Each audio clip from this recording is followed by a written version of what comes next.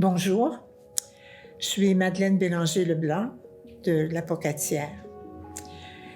J'ai eu la chance de profiter de toute l'empathie puis la générosité des gens de la Fondation André Côté pendant un bon moment d'accompagnement et un accompagnement intense aussi, parce que quand mon mari a été admis aux soins palliatifs,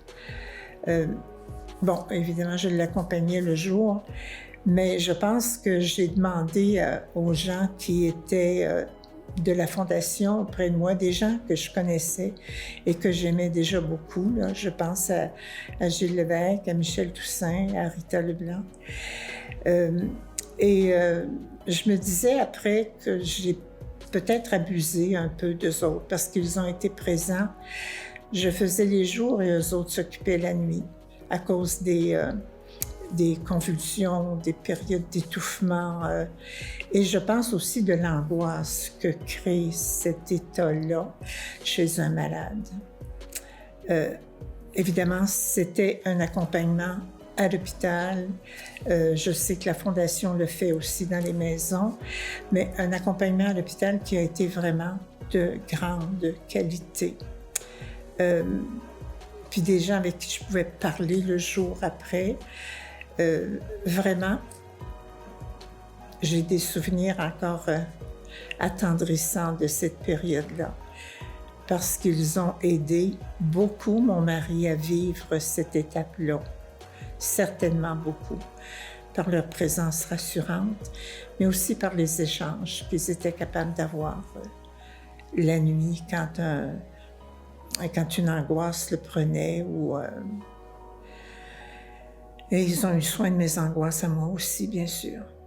On est chanceux d'avoir dans notre milieu une équipe semblable. Puis, j'ai envie de vous dire que même quelques années plus tard, je sais encore la présence de ces gens-là qui prennent encore des nouvelles, les miennes, là.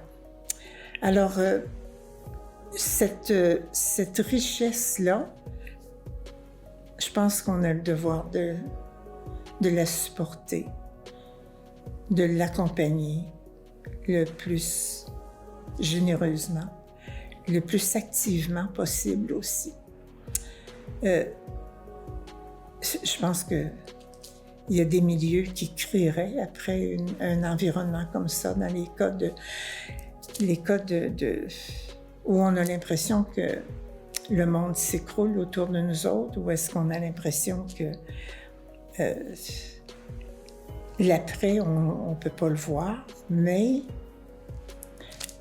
avec eux autres, on est capable de faire le bout de chemin qui rend la journée pénible, la nuit invivable, mais qui la rendent vivable. J'ai énormément de reconnaissance pour ces gens-là qui m'ont enveloppée de tendresse, de compassion, de douceur, d'encouragement.